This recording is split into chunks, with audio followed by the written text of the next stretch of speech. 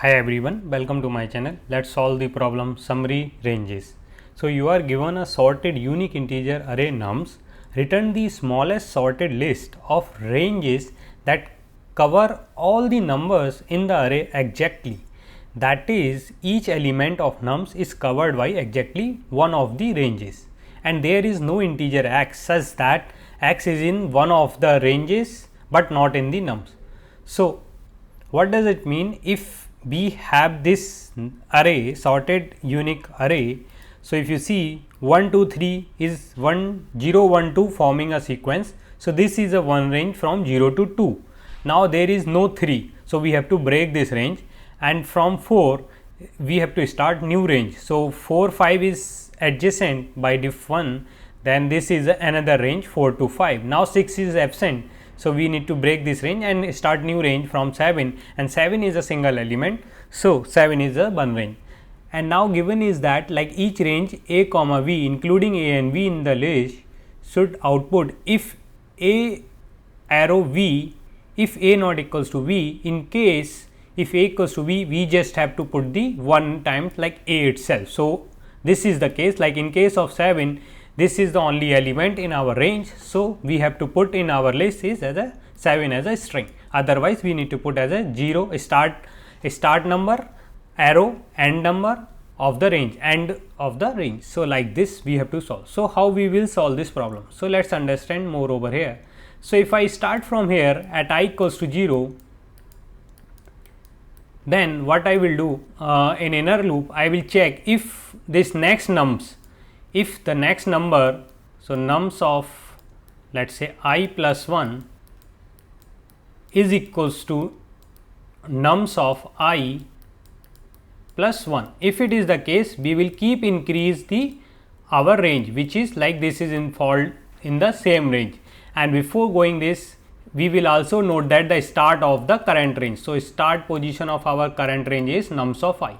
So if it, and we will keep trying it until it is possible, and also we will also put another check, it should not cross the bound of our array. So I plus 1 should less than the n as well, number of element in our array.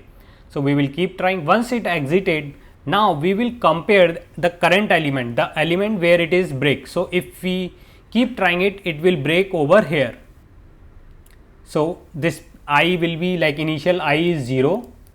So for I equals to 1 we will check it follow, for I equals to 2 it will follow, so I equals to 3 it will break, hence I will be 2 over here and the I plus 1 is 3. So this will be break, this is the break point, this will not satisfy. So our nums of I is still this guy. So we will take this number and add into the range. So we will add in our range, this will be from start, arrow, the end, the current end, which is nums of I. Only when nums of I not equals to start. If it is equal, then we just add the start in our list, and we will keep continue trying it, and that's it. So if you understand the algorithm, pause the video and first code yourself. So let's quickly start implementation of the code. So for the code we need a list of string, that will be our answer. So let's initialize from the array list implementation. Now we will run a loop from int I is equals to 0, I less than number of elements. So let's define n over here, int n is equal to nums dot length, if number of elements and I plus plus, and we will iterate through. In the end we just return the list as our answer. So now first we will note down the start of our range, which will be nums of I.